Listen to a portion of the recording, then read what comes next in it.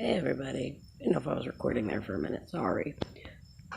So I am starting, I guess, kind of like a diary online, a video diary. Um, More of what my life is and what it's like to have a kid with autism who is a jerk sometimes. All kids are. Um, I don't know how to do this. Sorry. It's hard. It's harder than anyone is ever going to tell you. All kids raising any kid is. But when they hit 3 and you get that diagnosis of something you already know, everything in your world changes. You think it's your fault. It's not your fault. It's not anything that you did. It's nothing that you could have stopped. You were meant to be that child's parent. My child happens to be almost the same height as me, and I'm 5 foot tall. He weighs about 10 pounds less than me and can beat the ever-living crap out of me. Can you hear him yelling at me right now? He wants his popcorn. So, let's go give this boy some popcorn. Hold on. We're going to go do this. I said I would let everybody into my life, and this is letting everybody into my life. Let's see if he wants to say hi. Hold on. Hey, do you want to say hi to YouTube? Say hi. Say hi, YouTube. Are you watching YouTube? Yeah, you're watching YouTube? Hey. You say, hi, I'm Angel? No, Angel. Yeah. What did you want, baby? You want popcorn? No popcorn. Okay, hold on. Yep. He went from being completely nonverbal to now he speaks and does not stay quiet for more than 10 minutes in the last 2 years. His doctors told us he would never speak. His doctors told us he would never understand what love is. And all you have to do is look at my son's eyes when he sees me. I'm dropping things. Hold on.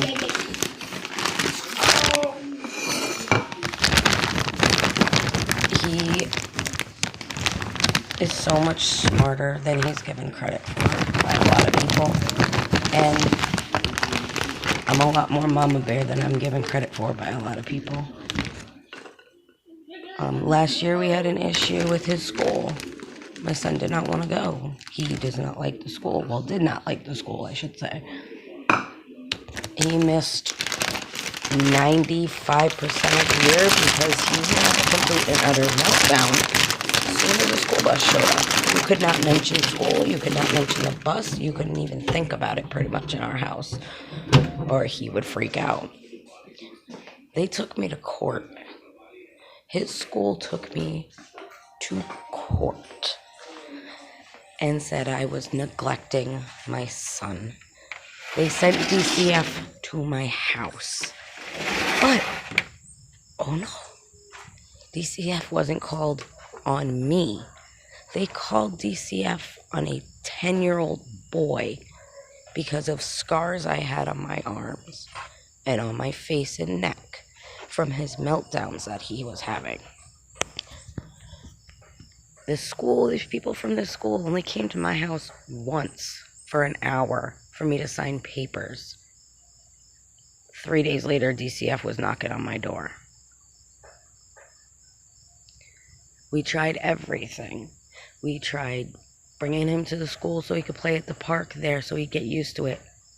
He would flip out as soon as you turn down the street for the school. I mean, bucking an SUV, flip out. But it was my fault.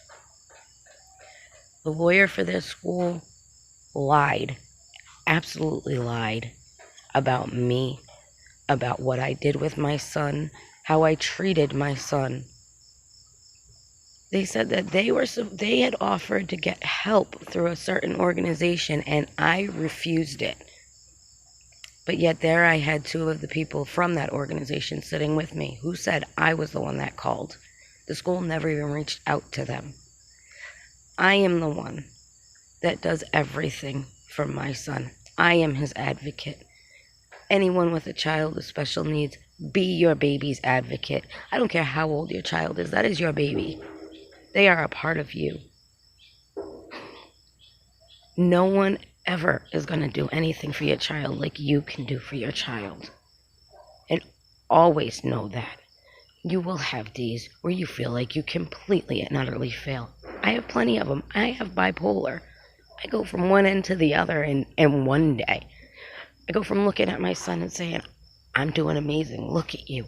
Look at you. Look at what I'm doing. Look at the things you're learning. So he goes to sleep and I look at him and I'm like, how did I do this to you? Why did I do? I'm horrible. I don't deserve you and you don't deserve to have me as a mother. I suck. I am horrible. I am an asshole.